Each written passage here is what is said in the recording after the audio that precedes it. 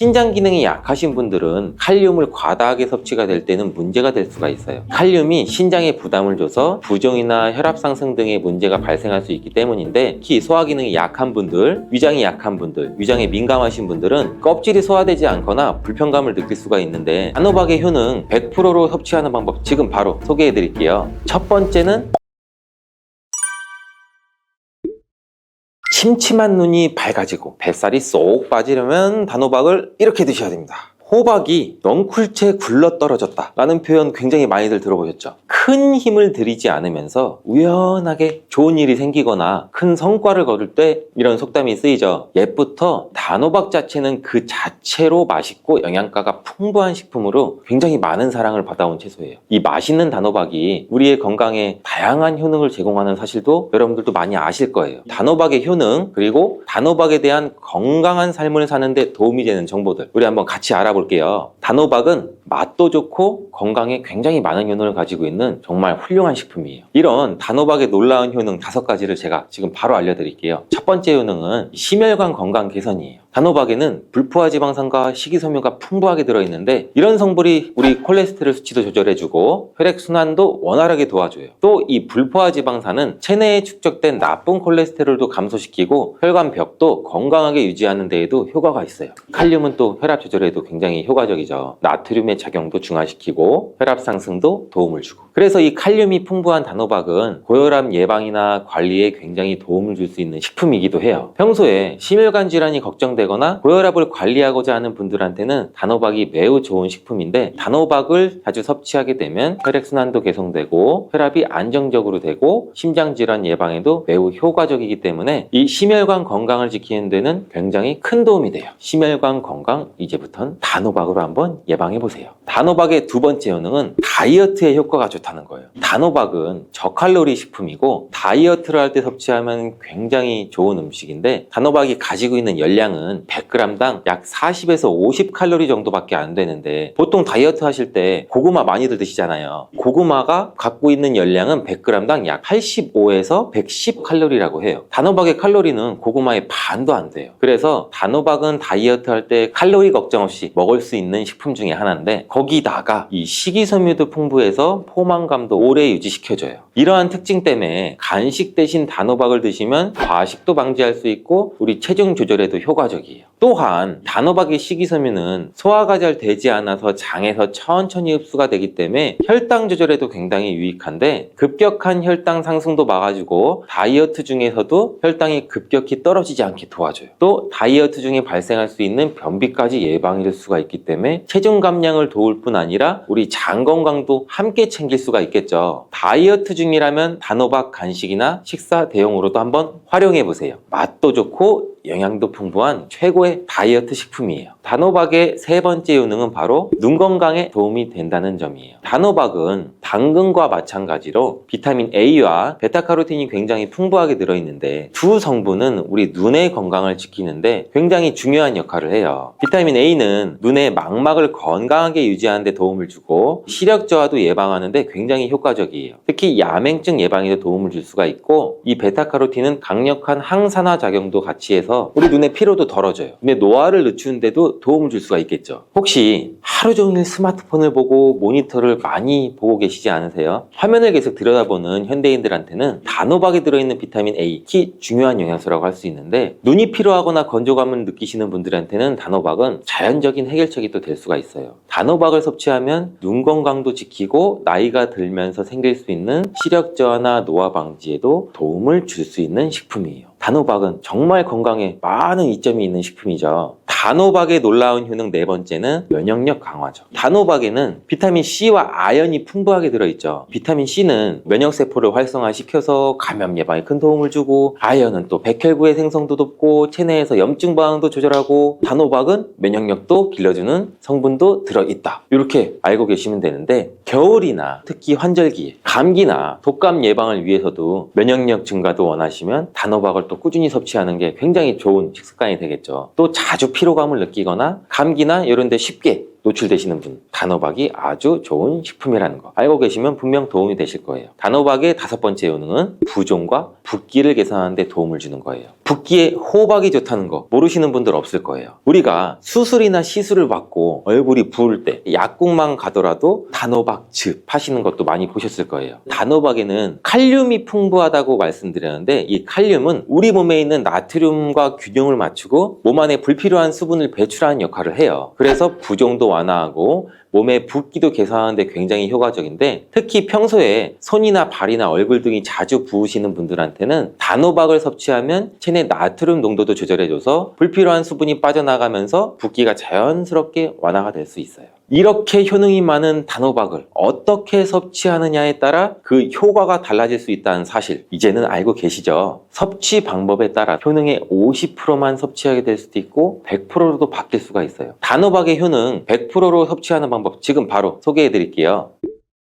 첫 번째는 껍질까지 섭취하는 거예요. 단호박의 껍질은 과육과 견줘봐도 손색 없을 정도의 많은 영양소를 포함하고 있어요. 단호박의 껍질에는 대부분 폴리페놀이라는 게 함유되어 있고 드실 때는 꼭 껍질까지 함께 드시는 게 굉장히 중요한데 단호박 껍질에는 단호박 속 알맹이에는 없는 페놀산이 들어있어요. 페놀산은 우리 노화도 방지해주고 혈액순환도 도와줘서 심혈관 질환 예방에도 굉장히 효과적이에요. 또 이 껍질에는 비타민 A랑 C 이러한 항산화 물질들이 포함되어 있어서 피부 건강과 면역력 강화에도 굉장히 효과적이에요. 그래서 단호박을 섭취할 때는 꼭 껍질까지 함께 드시는 게 좋은데 물론 껍질을 드실 때는 꼭 깨끗하게 세척을 하고 농약이나 불순물 같은 게 묻어있지 않은지 잘 확인하고 드시는 게 중요하겠죠. 그리고 껍질이 두껍고 질기게 느끼신다면 부드럽게 찌거나 껍질째 구워서 섭취하면 훨씬 더 편안하게 드실 수가 있어요. 단호박은 버릴 게 하나도 없는 채소인데 호박잎도 몸에 굉장히 유익하다는 거 혹시 알고 계시나요? 호박잎은 비타민 A랑 C랑 칼슘, 철분이 풍부해서 뼈 건강에도 도움이 되고 항산화 성분도 많고 우리 몸에 염증도 들여주고 소화 기능을 돕는 데도 굉장히 효과적이에요. 특히 피로 회복에도 좋고 우리 몸에 독소를 배출하는 데도 도움을 줄 수가 있는데 호박잎은 찜이나 국, 볶음 등으로 다양하게 요리해서 섭취할 수가 있고 호박잎을 섭취하는 것도 단호박을 더 효과적으로 활용하는 좋은 방법이니 버리지 말고 꼭 같이 요리해서 드셔보세요. 단호박을 드실 때 호박씨 빼놓을 수 없죠. 호박씨가 수면 내에 도움을 준다는 거 혹시 들어보셨어요? 호박씨에는 트립토판이라는 성분이 들어있어서 이 성분은 수면 개선에 큰 도움을 줄 수 있는 성분이에요. 트립토판이라는 성분은 우리 수면 리듬을 조절해주는 세로토닌과 멜라토닌으로 변환이 되는데 불면증이나 수면의 질이 낮은 분들한테는 호박씨는 정말 유용한 식품이에요. 이 호박씨에는 또 단백질과 건강한 지방이 풍부해서 혈당 조절에도 도움을 줄 수가 있는데 혈당이 급격히 오르거나 내리는 것도 막아주고 당뇨병 예방에도 굉장히 효과적이에요. 그래서 호박씨는 다이어트에도 매우 좋고 식사 후 간식으로 섭취하면 또 포만감도 오래 유지시킬 수가 있겠죠. 여담으로 우리 왜 다른 사람 단점을 뒤에서 막 얘기하는 거 보고 뒷담화한다고 하잖아요. 근데 비속어로 호박씨 깐다 이러잖아요. 과연 어떤 것 때문에 이런 이야기가 나왔을까요? 저도 궁금해요. 혹시 아시는 분들 댓글 한번 달아주세요.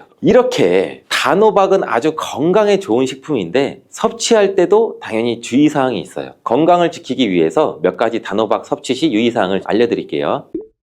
첫 번째는 껍질 섭취할 때 소화 불량을 일으킬 수가 있어요. 단호박의 껍질은 건강에 많은 효능이 있는데 소화가 어려운 경우도 있을 수가 있어요. 특히 소화 기능이 약한 분들, 위장이 약한 분들, 위장에 민감하신 분들은 껍질이 소화되지 않거나 불편감을 느낄 수가 있는데 이러하신 분들은 단호박 껍질을 제거하고 속만 섭취하는 게 굉장히 좋아요. 아니면 껍질을 드실 때는 반드시 부드럽게 조리해서 소화 불량이나 복부 팽만감을 최대한 피하게 드시는 게 좋고요. 두 번째 유의사항은 알레르기 반응이에요. 단호박도 일반적으로 알레르기 반응을 일으키는 경우는 드물지만 일부 사람들은 또 호박에 알레르기가 있을 수가 있어요. 특히 호박이나 이 호박씨에 민감하신 분들은 섭취 후 발진이나 가려움증을 경험할 수가 있는데 이러한 증상이 나타나시면 단호박 섭취를 바로 중단하시고 알레르기 전문의와 상담하는 것이 좋습니다. 알레르기 반응은 개개인마다 다르기 때문에 소량으로 섭취해서 반응을 확인해 보시고 본인 스스로가 챙기는 점 잊지 마세요. 단호박 섭취할 때 주의해야 할 사항 세 번째 번째는 신장 질환이 있으신 사람도 섭취에 주의해야 돼요. 단호박은 아까 칼륨이 풍부한 식품이라고 말씀드렸잖아요. 신장 기능이 약하신 분들은 칼륨을 과다하게 섭취가 될 때는 문제가 될 수가 있어요. 칼륨이 신장에 부담을 줘서 부종이나 혈압 상승 등의 문제가 발생할 수 있기 때문인데, 신장 질환이 있으신 사람은 칼륨 섭취를 조절해야 되므로 단호박을 섭취하기 전에는 반드시 의사와 상담하시는 것이 중요한 부분 중에 하나예요. 신장에 문제가 있으신 분들은 단호박 섭취 시 본인에게 맞는 양도 적절히 섭취해서 적당히 드시는 게 굉장히 중요합니다. 단호박 섭취 시 주의사항 네 번째는 다이어트 시 과잉 섭취예요. 단호박은 다이어트에 굉장히 좋은 식품이라고 말씀드렸잖아요. 근데 다이어트에 도움이 되는 단호박도 조리 방법에 따라서 칼로리가 달라질 수가 있어요. 예를 들어 단호박을 버터나 크림이나 고칼로리 재료와 함께 조리하게 되면 그만큼 칼로리가 높아져서 다이어트에 좋지 않을 수가 있겠죠. 다이어트를 하시는 분들은 단호박을 찌거나 구운 방법으로 조리해서 고칼로리 재료를 피하는 것이 건강하고 성공적인 다이어트를 위해서 꼭 필요합니다. 또한 단호박에 포함된 당분은 비교적 낮지만 당뇨가 있으신 사람도 과도하게 섭취하지 않도록 주의해야 돼요. 마찬가지로 다이어트 중에도 혈당의 급격한 상승을 막기 위해서 적정량 섭취하는 것이 중요한 포인트예요. 암이 발생하는 여러 이유 중에 하나는 몸에서 염증이 계속해서 발생하기 때문인데요. 우리 폐에 염증이 반복해서 발생하면 폐암이 될 가능성이 있고, 또 위에 염증이 반복해서 발생하게 되면 위암이 될 가능성이 높은 것이죠. 당근이 몸에 좋다는 사실은 이미 알고 계시죠? 몸에 좋다는 당근도 먹는 방법과 또 함께 먹는 음식에 따라 몸에 독이 될 수도 있고 보약이 될 수도 있다는 사실 알고 계신가요? 당근과 함께 먹으면 보약이 되는 음식과 당근을 먹는 방법, 그리고 당근을 제대로 먹었을 때 나타나는 놀라운 효능까지 당근에 대한 모든 것을 알려드릴게요. 연예인이 약 3주 동안 11kg를 감량했다고 하는 당근 다이어트 방법도 영상 뒷부분에 있으니 끝까지 시청해주세요. 그럼 당근에 대한 모든 것 바로 시작합니다. 당근의 대표적인 효능은 베타카로틴에서 나옵니다. 베타카로틴은 채소를 노란색, 주황색, 빨간색이 되도록 하는 성분이며 대표적인 항산화 물질입니다. 항산화 작용을 한다는 것은 항염증 작용을 하는 것이고, 이 항염증 작용을 한다는 것은 바로 항암 작용을 할 수 있다는 것인데요. 여기에서 당근의 첫 번째 효능, 눈 건강을 좋게 하는 것이 나오는데요. 당근의 베타카로틴이 우리 몸속에 들어오게 되면 비타민 A로 변하게 됩니다.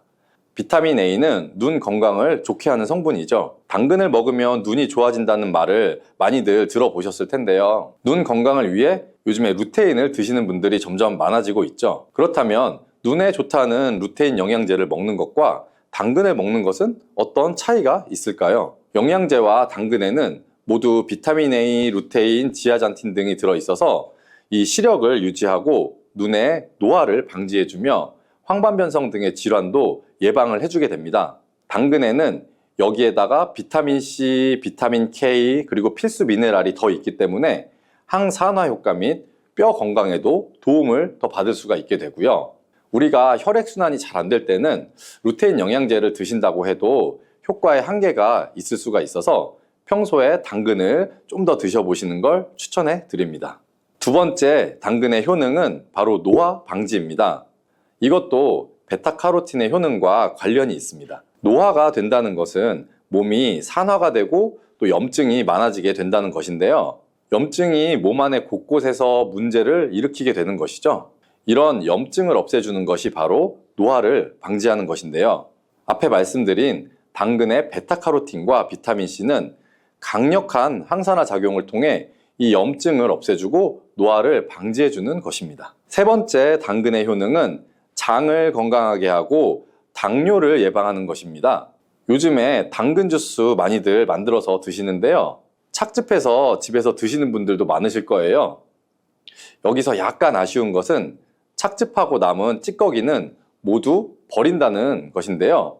당근은 사실 식이섬유 폭탄이라고도 할 수가 있습니다.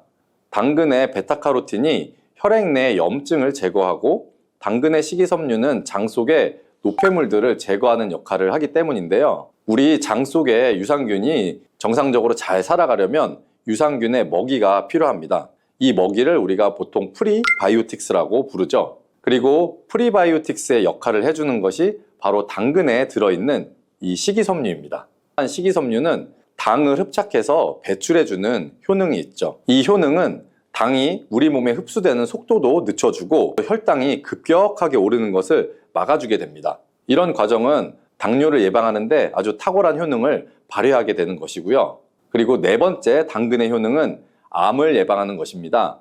암이 발생하는 여러 이유 중에 하나는 몸에서 염증이 계속해서 발생하기 때문인데요. 우리 폐에 염증이 반복해서 발생하면 폐암이 될 가능성이 있고 또 위에 염증이 반복해서 발생하게 되면 위암이 될 가능성이 높은 것이죠. 또 한 가지 경우는 혈액순환이 잘 되지 않는 곳에 암이 발생할 가능성이 높아지는 건데요. 혈액순환이 잘 되지 않게 되면 그곳에 영양분들이 잘 전달이 되지 않고 몸에 문제가 생겨도 회복이 더디거나 악화될 가능성이 높아져서 결국 암으로 발전하게 된다는 것입니다. 그래서 이러한 문제들을 해결해 주는 것이 바로 항산화 성분이고 당근의 베타카로틴이 강력한 항산화 작용을 해서 암을 예방할 수가 있는 것입니다. 간혹 흡연을 하는 분들 중에 이 베타카로틴을 섭취하면 폐암의 발병률이 높아진다고 해서 당근 섭취를 꺼리시는 분들이 있는데요. 걱정하지 않으셔도 됩니다. 사실 암 발생은 당근과는 아무런 관련이 없습니다. 폐암이 발생했던 실험군은 당근을 섭취한 것이 아니고 베타카로틴 영양제를 섭취했던 것이었으며 당근을 섭취한 실험군은 오히려 암 발병률이 낮았다는 연구 결과가 있습니다. 그리고 다섯 번째 당근의 효능은 치매 예방입니다. 베타카로틴은 뇌혈관에도 작용을 하게 되는데요. 이 뇌혈관에 쌓이는 베타 아밀로이드를 제거해서 뇌신경을 활성화시켜주는 역할을 해주게 되고요. 이렇게 뇌신경이 활성화되면 기억력과 학습 능력이 향상이 되고 치매를 예방할 수 있게 되죠. 치매는 발병이 되면 치료하는 것은 거의 불가능해서 예방이 정말 중요한데요. 치매를 예방하는 데 가장 중요한 것은 바로 혈관을 깨끗하게 하는 것입니다. 당근의 베타카로틴이 혈관을 깨끗하게 해주는 효능이 있으니 당근을 매일 하나씩 꾸준히 섭취해서 치매를 예방하시기를 추천드립니다. 자, 그리고 여섯 번째 당근의 효능은 바로 다이어트에 효과적이라는 것입니다. 한 여성 연예인이 당근 다이어트로 3주 동안 11kg을 감량한 사실도 있는데요. 이런 효과를 누릴 수 있는 이유가 바로 당근에 함유된 식이섬유 때문입니다. 풍부한 식이섬유는 배에 포만감을 주게 되고 섭취한 당 성분과 지방 성분을 배출시켜주는 역할을 하기 때문에 다이어트에 아주 탁월한 효능이 있는 것이죠. 그러면 이 연예인이 활용했던 당근 다이어트 레시피를 알려드릴게요. 당근을 잘 씻은 다음에 아주 잘게 채를 썰어 주시고요. 당근 하나에다가 소금을 한 스푼 정도 넣어서 약 10분 정도 절여 주시고 절인 물은 이제 꼭 짜서 버려 주시면 되고요. 그리고 여기에 올리브 오일과 식초를 잘 버무려 주셔서 밀폐 용기에 담은 다음 냉장고에서 2~3시간 정도 숙성한 후에 드시면 됩니다. 이때 먹을 때 사과를 채 썰어서 함께 드시면 더 맛있게 드실 수 있고요. 이렇게 좋은 당근도 먹는 방법에 따라 효과를 10배 이상 늘릴 수도 있고 함께 먹으면 그래서 더 좋은 음식들이 있는데요.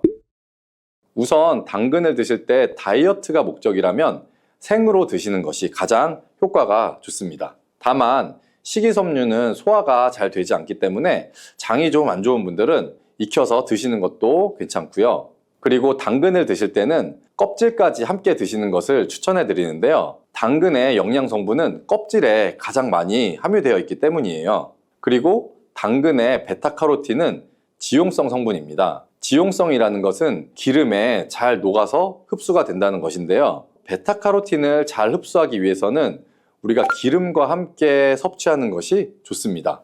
보통 오메가3가 풍부한 올리브유나 들기름, 아마씨유 같은 기름을 사용하시면 좋고요. 기름을 사용하여 살짝 익혀서 드시게 되면 생으로 드셨을 때 10% 정도 흡수되는 베타카로틴을 약 70% 정도 흡수할 수 있게 됩니다. 엄청난 차이죠? 우리가 기름에 볶을 때는 너무 오래 익히지 말고 살짝만 익혀서 드시는 것이 좋습니다. 너무 오래 볶으면 오메가3를 함유한 기름도 산패가 될 수 있기 때문에 문제가 될 수 있고요. 그래서 약간만 볶아주시면 됩니다. 그리고 마지막으로 함께 먹으면 좋은 음식들을 알려드릴게요. 몇 년 전부터 유행하고 있는 주스가 있죠. 바로 ABC 주스라고 하는데요. 여기에 들어가는 재료는 사과, 비트, 그리고 당근이죠. 이 세 가지를 함께 가른 다음에 주스로 마시면 항산화 폭탄 주스를 마시게 되는 것인데요. 이 세 가지 중에 비트의 효능이 혈관을 확장시켜주는 역할을 합니다. 풍부한 항산화 성분들이 확장된 혈관을 따라서 온몸으로 구석구석 공급돼서 혈관을 깨끗하게 해주고 염증을 제거하여 각종 질병을 예방할 수 있게 되는 것이죠. 다만 비트에는 옥살산이 함유되어 있는데 이 옥살산이 신장의 결석을 유발할 수 있기 때문에 신장이 약하신 분들은 약간의 주의가 필요하고요.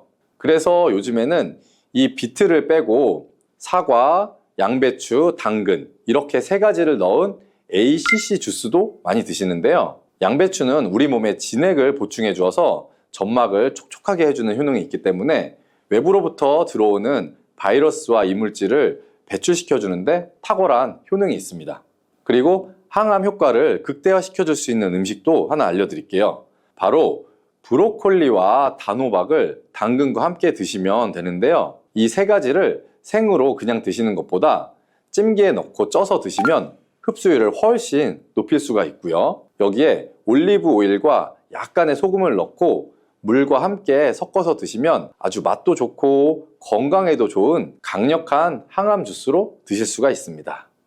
또한 끓는 물에는 이 클로로겐산이라고 하는 폴리페놀과 같은 좋은 성분이 다 녹아버려서 우리가 흔히 감자를 삶았을 때 삶은 물은 다 버리잖아요. 그러니까 이 감자를 삶았을 때 그 좋은 성분도 어느 정도 같이 버려진다고 보시면 될 것 같습니다.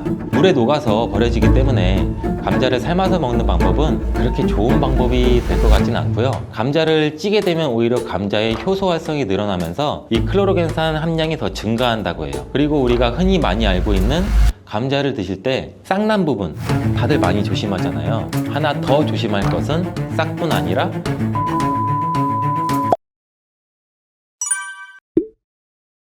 삶아 먹고 데쳐 먹고 쪄 먹고 볶아 먹고 전으로 부쳐 먹고 정말 다양하게 먹는 채소가 바로 감자인데요. 건강에 좋은 감자도 잘 알고 드셔야겠죠. 먼저 감자를 드실 때 어떤 거와 함께 먹으면 안 되고 주의해야 될 점은 무엇이 있을까요? 감자는 바나나와 함께 드시면 안 됩니다. 그 이유를 한번 알아볼까요? 바나나는 칼륨과 다양한 영양성분 그리고 식이섬유가 풍부해 에너지 공급과 다이어트에 좋기를 소문났는데요. 감자와 절대 함께 먹으면 안 된다니 정말 생각도 못하지 않나요?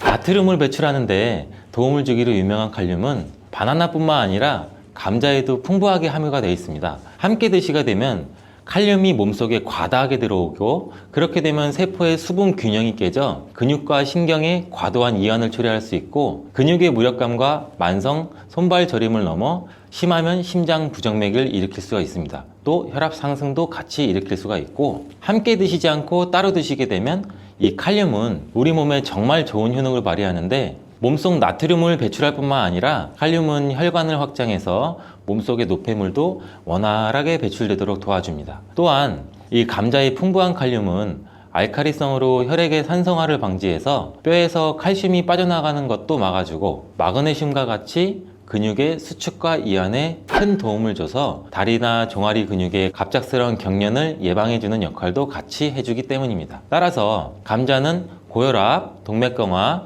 뇌졸중 이러한 심혈관 질환뿐만 아니라 뼈와 근육의 건강에도 많은 도움을 주기 때문에 정말 다양하게 조리해서 맛있게 드실 수가 있습니다. 근데 여기서 우리가 조리할 때 주의할 점도 있어요. 바로 감자전이나 감자튀김은 우리 몸에 독이 될 수 있다는 것입니다. 감자튀김이나 감자전 굉장히 맛있죠. 정말 맛있죠. 케찹에 찍어 먹고 마요네즈에 찍어 먹고. 근데 이러한 감자전이나 감자튀김이 칼로리가 굉장히 높고 비만과 심혈관 질환을 유발할 수 있는 이 트랜스 지방이 굉장히 많이 포함되어 있어서 건강에 해롭다는 사실은 굉장히 많이 들어보셨을 거예요. 이 감자를 튀기게 되면 아크릴 아마이드라는 유해 물질이 굉장히 많이 발생하게 됩니다. 튀긴 감자 굉장히 맛있는데 감자와 고구마와 같이 이러한 탄수화물이 많은 식품을 굉장히 높은 온도로 굽거나 튀길 때 생성되는 이 아크릴 아마이드는 암을 유발하고 뇌신경의 단백질을 손상시켜 알츠하이머성 치매, 파킨슨병의 위험을 증가시킨다고도 알려져 있습니다. 이러한 이유로 아크릴아마이드는 세계보건기구와 국제암연구소에서 유해물질로 지정된 매우 위험한 물질인데, 이런 위험한 물질을 굳이 일부러 만들어 먹을 필요는 없겠죠. 그렇다면 튀김 말고 어떻게 먹어야 되나? 감자를 삶아서 소금이나 설탕을 찍어 먹는 것, 이것 또한 좋아하시는 분들 굉장히 많을 거예요. 근데 물속에 넣어서 삶는 것보다는 감자는 찜기에 쪄서 드시는 게 굉장히 좋습니다. 감자에는 클로로겐산이라고 하는 폴리페놀 성분이 다량 함유가 되어 있는데, 이 폴리페놀 성분이 특히 좋은 기능을 굉장히 많이 해요. 이 폴리페놀은 항암 효과가 있고 항산화 작용도 굉장히 강력하기 때문에 세포의 손상을 방지하고 세포의 변형도 방지해주는 기능이 있어 항암 작용도 있다라고 알려져 있고, 이 클로로겐산이 심장 질환의 위험성 정도도 감소시켜 줄 수 있습니다. 그리고 피부 건강에도 감자가 도움이 될 수 있는데, 이는 과산화지질을 방지해주는 기능도 있습니다. 지질, 지방, 기름이 과산화되는 것을 방지하기 때문에 특히 피부주름, 피부 노화, 여러분들 굉장히 많이 심각하게 생각하시고 계시잖아요. 우리 주름만 없어도, 피부가 노화가 안 돼도 이 탱탱한 살도 유지할 수 있을 텐데, 이거를 막아주는데 감자의 클로로겐산이 굉장히 많은 도움이 될 수가 있습니다. 그리고 다이어트에도 도움이 될 수가 있는데, 이 체지방을 분해해주는 효과도 있습니다. 이 클로로겐산이 지방을 분해하기 때문에 비만 방지와 다이어트에 도움이 될 수가 있고, 또한 혈당 관리에도 도움이 될 수가 있습니다. 혈당이 급격하게 올라가는 것을 이 클로로겐산이 막아주는 기능이 있기 때문에 당뇨 예방과 혈당 관리에도 도움이 될 수가 있습니다. 근데 이 클로로겐산이 감자의 속살에 있는 게 아니고 감자의 껍질에 많이 들어가 있는데요. 이 감자 껍질 1g당 클로로겐산이 1mg이 들어가 있습니다. 따라서 우리가 감자를 드실 때 감자 껍질을 잘 닦아서 감자 껍질도 같이 함께 드시는 게 더욱 좋습니다. 감자를 조리할 때 클로로겐산의 함량이 변화가 될 수도 있는데, 이는 생감자 껍질 1g에 아까 클로로겐산 1mg이 들어가 있다고 제가 말씀드렸죠. 이게 감자를 삶았을 때는 클로로겐산이 1mg에서 0.6mg로 감소하고, 또 오히려 찜기에 쪘을 때는 이 클로로겐산 함량이 1.6mg 정도로 높게 변형이 되고, 또 구웠을 때는 가장 낮게 0.2mg 정도 그램밖에 들어있지 않습니다. 또한 끓는 물에는 이 클로로겐산이라고 하는 폴리페놀과 같은 좋은 성분이 다 녹아버려서 우리가 흔히 감자를 삶았을 때 삶은 물은 다 버리잖아요. 그러니까 이 감자를 삶았을 때 그 좋은 성분도 어느 정도 같이 버려진다고 보시면 될 것 같습니다. 물에 녹아서 버려지기 때문에 감자를 삶아서 먹는 방법은 그렇게 좋은 방법이 될 것 같지는 않고요. 감자를 찌게 되면 오히려 감자의 효소 활성이 늘어나면서 이 클로로겐산 함량이 더 증가한다고 해요. 그리고 우리가 흔히 많이 알고 있는 감자를 드실 때 싹난 부분 다들 많이 조심하잖아요. 하나 더 조심할 것은 싹뿐 아니라 이 녹색으로 변한 감자입니다. 감자 싹에는 솔라닌이라고 하는 독성 물질이 포함되어 있는데, 이거는 섭취해서 안 된다는 건 이미 모두 잘 알고 계시잖아요. 근데 감자가 녹색으로 변한 거 역시 솔라닌 함량이 증가했기 때문에 섭취하지 않는 것이 좋습니다. 솔라닌은 감자와 같은 가지과 생물이 이 스스로를 방어하기 위해서 생성하는 천연 살충제라고 보시면 돼요. 이 솔라닌은 독성이 굉장히 강해서 소량 섭취만으로도 이 두통이나 복통이나 구토, 식중독 증상과 같은 것을 유발할 수 있으며, 과도한 섭취는 호흡곤란까지 초래해서 매우 위험할 수 있어요. 뜨거운 열로 조리해서 우리는 솔라닌을 제거할 거야, 이렇게 생각하시는 분들이 굉장히 많은데, 이 솔라닌은 285도 이상으로 가열해야만 분해가 되므로 100도씨의 물로는 아무리 삶아도 이 솔라닌 독소는 없어지지 않습니다. 이러한 솔라닌은 햇빛에 노출될수록 솔라닌의 생성이 굉장히 빨라져 감자는 어두운 곳에 보관하고, 싹이 난 감자뿐만 아니라 초록색으로 변한 감자도 반드시 패기 바랍니다. 여기서 감자를 보관할 때 간단한 팁을 알려드리면, 보관하실 때 감자를 사과와 함께 두시면 사과에서 발생하는 이 에틸렌 가스가 감자에 싹이 나는 것을 억제해줘서 감자를 더 오래 신선하게 보관할 수 있습니다. 자, 그럼 감자 요리를 할 때 버터에 굽고 치즈를 올려 드시면 맛있잖아요. 아, 벌써 군침이 도는데, 근데 이러한 버터랑 치즈가 문제가 될 수가 있어요. 그 맛으로만 본다면 감자와 치즈, 버터의 만남은 최고의 풍미를 자랑하는데 건강에는 최악이랍니다. 이 치즈와 버터를 감자 요리에 사용하게 되면 이 포화지방과 나트륨의 섭취를 증가시키게 돼서 심혈관 건강에 굉장히 안 좋은 영향을 끼칠 수가 있는데, 이 치즈와 감자를 함께 드시면 맛과 식감이 아주 좋지만, 고지방의 치즈는 칼로리를 증가시킬 뿐 아니라 감자의 영양 성분도 같이 파괴할 수가 있습니다. 특히 이 치즈에 들어있는 포화지방은 나쁜 콜레스테롤, 즉 LDL 콜레스테롤 수치를 높일 수가 있으며 이는 심혈관 질환의 위험도 같이 증가시킵니다. 또한 치즈에 함유된 나트륨은 혈압 상승도 유발할 수 있고 혈압이 상승하게 되면 다양한 심혈관 질환 문제도 같이 발생하게 됩니다. 따라서 저지방 또는 무지방 치즈를 선택해서 같이 곁들여 드시길 바라겠습니다. 감자와 궁합이 잘 맞는 음식에는 무엇이 있을까요? 자, 삶은 감자를 먹다 보면 우리 목 막히잖아요. 이때 우유 드시는 분들 굉장히 많으시죠. 저도 어렸을 때 감자를 설탕에 찍어 먹거나 소금에 찍어 먹고 있으면 엄마 목말라! 엄마가 물을 안 줘요. 왜 물을 안 줘? 근데 그때 엄마는 우유를 주셨어요. 저희 부모님은. 어른들의 지혜가 굉장히 대단하다고 생각해요. 저는. 이때 우유를 드시면은 아주 잘 선택한 거예요. 감자를 먹게 되면 좋은 이유 중 하나는 풍부한 단백질을 섭취할 수 있다는 건데, 감자가 탄수화물 덩어리로 알려져 있는데 실제로는 고품질의 단백질도 함유하고 있어요. 이 감자의 단백질은 우유와 계란에 이어서 흡수율이 굉장히 높으며 콩보다 우수한 단백질로 여러 군데에서 평가받고 있습니다. 하지만 감자에는 비타민 A, 칼슘, 지방이 부족한데 우유가 감자의 부족한 영양 성분을 완벽하게 보충해줘요. 반면에는 우유에는 비타민 C가 부족한데 감자의 비타민 C가 풍부해서 서로의 궁합이 쿵짝쿵짝 굉장히 잘 맞는 거죠. 감자를 우유와 함께 갈아 마시거나 따뜻한 감자 스프를 만들어 드시는 것도 매우 좋습니다. 감자를 껍질째 조리해서 우유와 함께 드시면 혈당 상승 걱정 없이 우리 몸에 에너지와 영양을 충분하게 공급할 수 있습니다. 다음으로는 감자와 궁합이 잘 맞는 음식에 식초가 있습니다. 감자와 식초와의 조합은 매우 생소하지 않아요? 처음 들어보셨죠? 근데 감자에는 각종 비타민이 정말 많이 들어있는데 그 중에서도 특히 비타민 C가 풍부하게 많이 들어있어요. 감자 한 개에는 비타민 C 우리가 섭취하는 하루 권장 섭취량의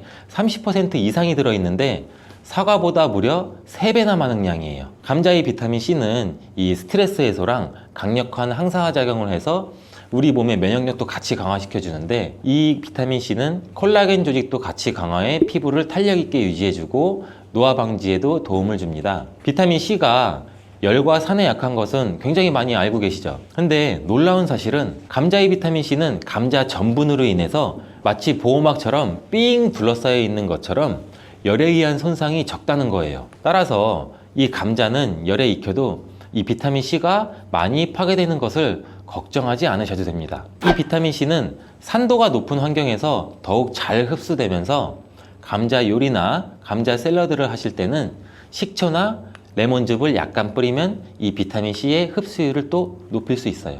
양파 또한 감자랑 함께 드시면 보약이 되는데, 이 감자가 위 건강에 좋다는 사실을 알고 계시나요? 그 이유는 바로 항염작용을 하는 폴리페놀과 아르기닌 성분 때문이에요. 이 성분들은 우리 몸의 위 벽을 보호하고 이 세포의 변형을 막아 염증도 감소시키면서 독소를 제거하는 역할도 같이 해요. 이뿐만 아니라 감자는 알카리성 식품으로 건강에 이로운 식품으로 손꼽히는데, 우리 몸이 산성화될 때 다양한 질병의 위험이 굉장히 높아져요. 특히 혈액 중에 산도가 올라가게 되면 염증이 발생하고 이 염증은 다양한 질환도 유발시키고 이 염증이 암과 다른 질병으로도 발전한 가능성이 있기 때문입니다. 그렇기 때문에 이 알칼리 식품인 감자를 섭취를 해서 우리 몸을 중화시켜서 질병을 예방할 수도 있습니다. 양파는 감자와 마찬가지로 알칼리성 음식으로 인정받아서 감자의 항염 및 항암 효과를 강화하는 뛰어난 시너지를 보여주는데, 이 혈관 청소부라고 불리는 양파는 혈관 벽을 강화시켜주고 염증도 효과적으로 제거해줍니다. 또한 감자에 포함된 비타민의 흡수율을 높여줘 감자의 효능도 극대화시켜줄 수 있습니다. 자, 감자와 같이 먹으면 좋은 음식 중 또 다른 한 가지는 토메이토입니다. 이 토마토가 건강에 이로운 슈퍼푸드라는 사실은 여러분들 누구나 다 알고 계시잖아요. 이런 토마토는 감자와 함께 드시면 정말 보약과 같은 효능을 발휘하게 되는데요.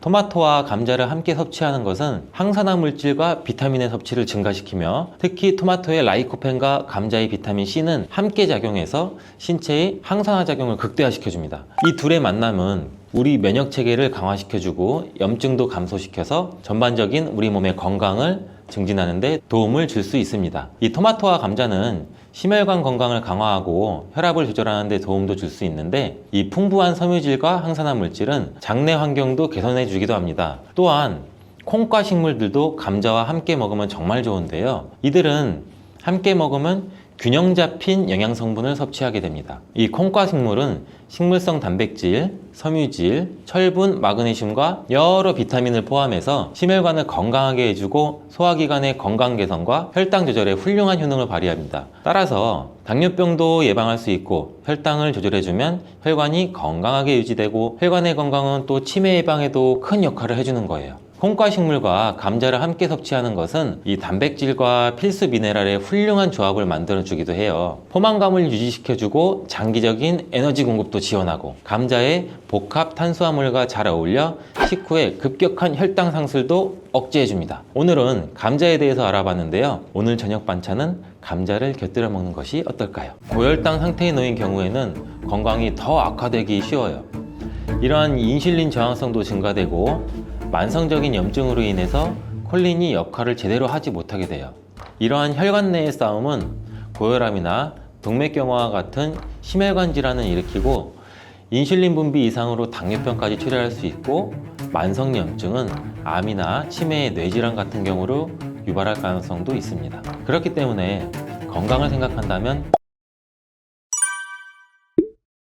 계란과 절대 같이 먹어서는 안 되는 첫 번째 음식은 정제된 탄수화물 덩어리인 빵입니다. 많은 분들이 아침으로 즐기는 계란과 빵은 암과 치매 예방에 가장 나쁜 조합이라고 할 수 있는데 이는 브레인푸드라는 별명까지 있는 계란에는 콜린이라는 성분이 굉장히 풍부한데 이 콜린은 뇌 기능을 강화해주고 뇌세포의 중요한 부분을 이루는 비타민 B 복합체예요. 이는 기억력과 집중력 증진에 굉장히 많은 효과를 보여서 기억력 저하, 치매, 알츠하이머 예방 및 치료에 많은 도움을 주는 성분이에요. 이 콜린 성분을 함유시킨 의약 처방전이 있어서 구매를 할 수 있는 전문 의약품으로도 나와 있고 또 건강기능식품으로도 많이 나와 있는데 이는 혈관 내의 염증을 줄여줘서 암 예방에도 굉장히 많은 도움을 준다고 해요. 그런데 놀랍게도 이 콜린과 반대로 작용하는 것이 바로 밀가루예요.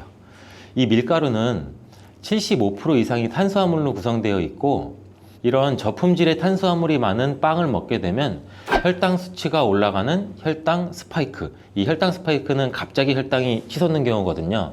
이게 발생하고 이로 인해서 혈관이랑 뇌세포에도 손상을 줘요. 계란과 빵을 같이 먹게 되면 우리 몸에서는 마치 전쟁이 일어나는 것처럼 그런 현상이 일어나게 되는데 어떤 현상이냐면 계란 속에 들어있는 콜린은 뇌세포를 보호하기 위해서 방어막을 형성하려 하는데 이때 빵에서 나온 탄수화물에 의해 생성된 독소가 이 방어막을 파괴하게 돼요.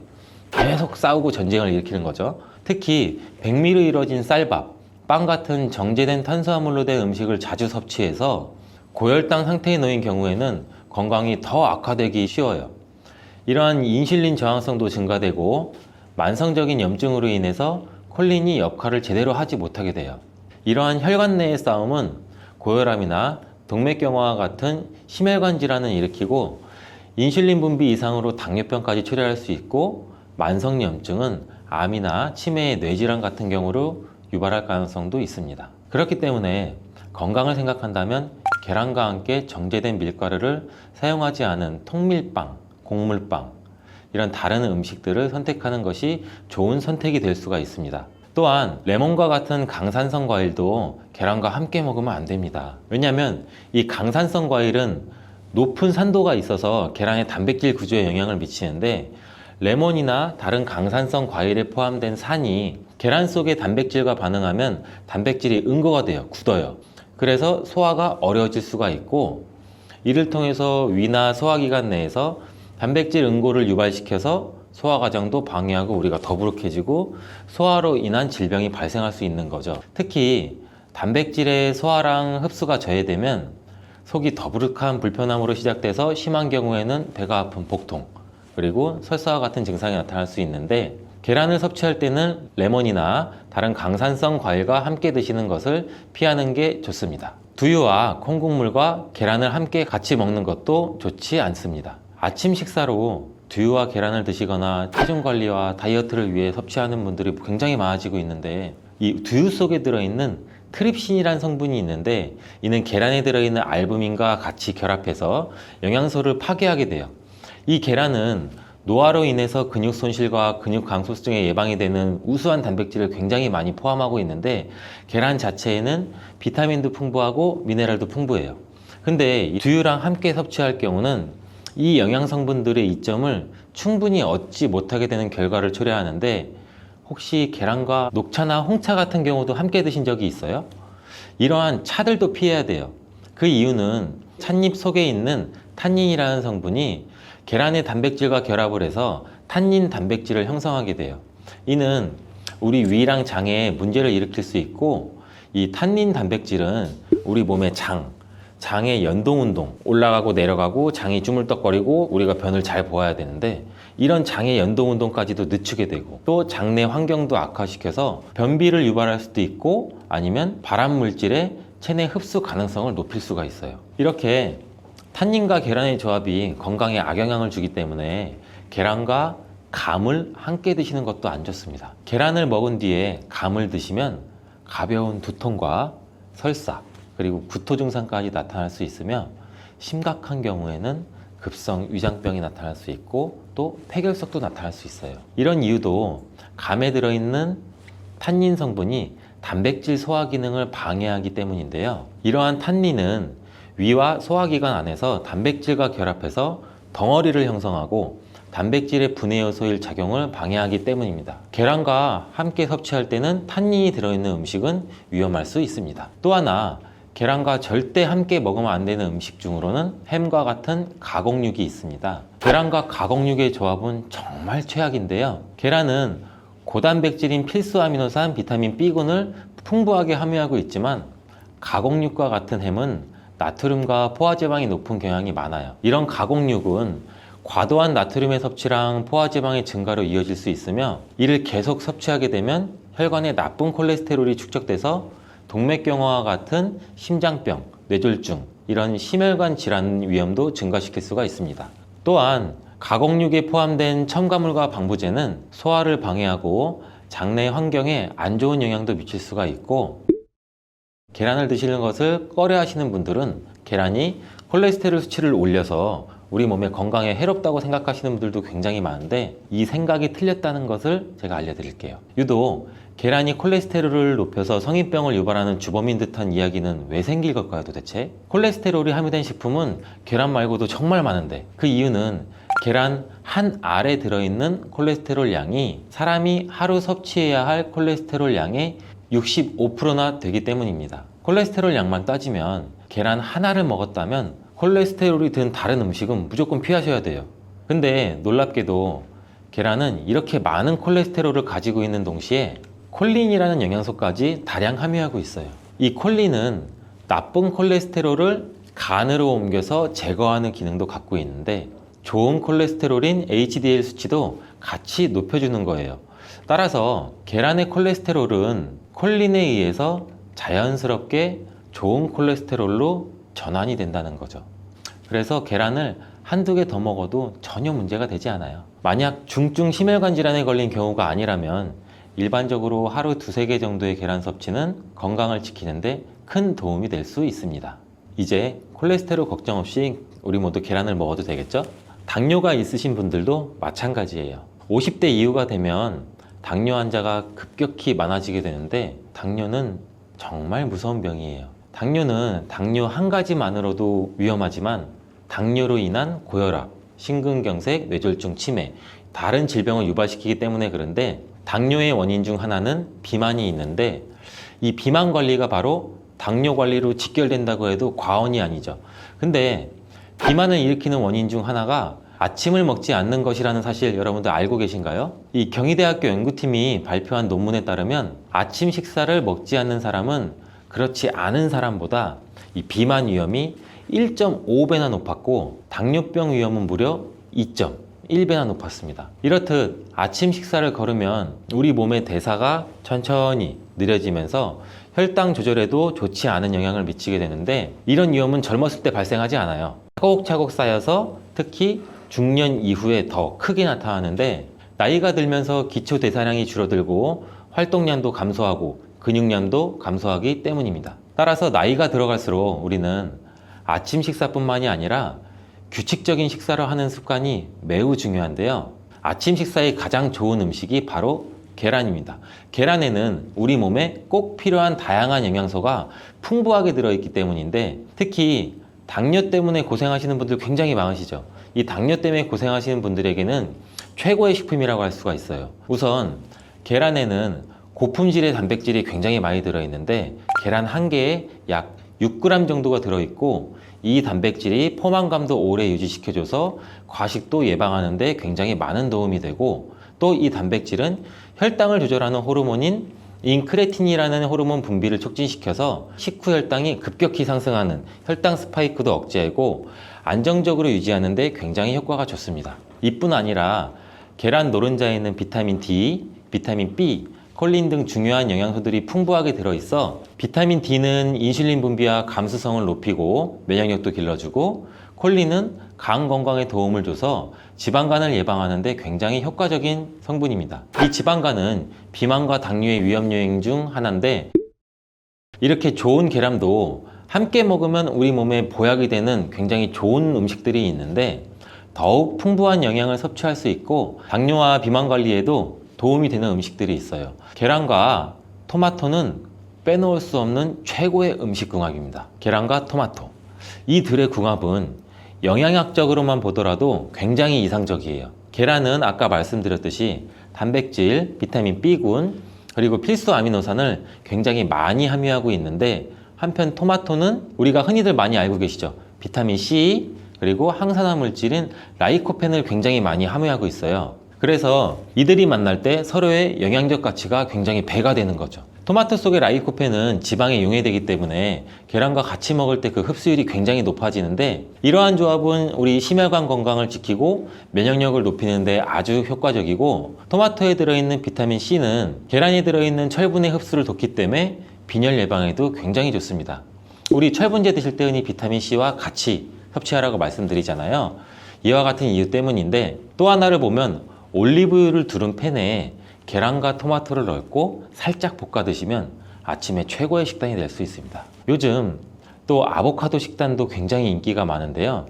흔히 지중해 식단 이렇게 말씀을 많이들 하고 계시죠. 계란과 아보카도도 굉장히 좋은 궁합인데, 계란에는 매번 말씀드리지만 굉장히 많은 영양소가 있는데, 아보카도에 함유된 건강에 좋은 지방산, 특히 오메가3 지방산과 비타민 E를 많이 갖고 있어 이 두 가지 재료가 만나면 서로가 영양적 시너지가 굉장히 폭발합니다. 이 아보카도 속의 건강한 지방은 계란이 단백질 흡수를 더욱 좋게 하고 흡수율을 더욱 높입니다. 또 계란 속에 있는 비타민과 무기질은 아보카도의 지방산을 흡수하는 데 도움을 주고, 이러한 조합은 심혈관 질환 그리고 뇌 건강에 굉장히 긍정적인 효과도 주고 전반적으로 건강을 굉장히 많이 향상시키는 효과도 같이 갖고 있는데, 이 아보카도와 계란을 함께 먹음으로써 식이섬유와 건강한 지방의 결합이 우리 몸의 포만감도 높이고 장내 환경을 굉장히 많이 개선을 시킬 수가 있습니다. 간단하게 아보카도와 계란 샐러드를 아침에 만들어 드시면 어떨까요? 계란을 또한 채소와 함께 드시면 비타민의 흡수율도 증가시킬 수가 있어요. 특히 호박을 섭취하면 부교감 신경을 활성화시켜서 마음을 안정시키고 또 불안감 및 긴장을 완화시켜 주는데 높은 효능을 발휘합니다. 스트레스는 만병의 근원이라고 하는데, 이 계란과 호박을 함께 드시면 스트레스는 물론 몸의 피로도 같이 줄여주기 때문에 비타민 A와 베타카로틴이 많은 호박을 섭취하면 또 눈 건강에도 굉장히 유익하다고 합니다. 계란에 함유된 루테인과 지아자틴과 같은 카로티노이드 성분과 함께 작용하여 강력한 항산화 효과를 발휘하고 망막을 보호하고 황반색소 밀도도 유지시키고 녹내장 또 퇴행성 안구 질환의 발병률도 낮춰줄 수 있습니다. 우리 흔히 많이 드시는 눈 영양제 조합을 보면은 루테인, 지아잔틴, 항산화 물질인 아스타잔틴, 또 베타카로틴과 이렇게 다 같이 구성이 되어 있는 걸 보셨을 거예요. 그 이유가 바로 여기에 있습니다. 최근에 시야가 뿌옇게 느껴지는 분들이 계란과 호박을 곁들인 식사를 하시면 더욱 좋답니다. 계란과 완벽하게 어울리는 다른 식재료 중 하나는 치즈가 있습니다. 치즈는 그 맛이 좋을 뿐만 아니라 영양학적으로도 계란과 아주 좋은데, 계란이 완전 식품으로 여겨질 정도로 여러 영양소를 가지고 있음에도 불구하고 상대적으로 칼슘 함량은 굉장히 낮아요. 근데 유제품인 치즈는 칼슘을 풍부하게 함유하고 있어서 이를 보완해 줄 수가 있죠. 특히 유제품 중에서는 치즈는 계란과 굉장히 잘 어울리는데, 치즈는 발효된 우유에서 만들어지면서 그 발효 과정에서 유산균이 작용해 단백질 함량이 감소해서 과다한 단백질의 섭취를 피하면서도 서로 영양적 혜택을 굉장히 많이 보완할 수가 있어요. 이 사과도 계란과 정말 잘 어울리는 식품인데, 다양한 영양소가 계란에 굉장히 균형 있게 포함되어 있는데, 이 비타민 C와 식이섬유가 상대적으로 적은 편이라는 점에서 사과가 이를 완벽하게 보완해 줄 수가 있어요. 사과는 비타민과 식이섬유가 많아서 장 기능을 활성화하고 배변을 원활하게 하는 데 기여할 뿐만 아니라 혈관에 누적된 해로운 콜레스테롤도 없애 동맥경화, 심장질환, 뇌졸중 등 심혈관 질환을 예방하는 데 도움을 많이 줘요. 특히 단백질 소화에 매우 이롭다는 점에서 계란 섭취 후 소화가 약간 더부룩하게 느껴지시는 분들이라면 이때 사과를 드신다면 소화액 분비를 촉진시켜서 소화를 도움을 줄 수 있습니다. 오늘도 똑똑하고 건강한 식습관을 위해 노력해보면 어떠신가요? 건강한 습관이 나를 만든다. 잊지 않기를 바라겠습니다.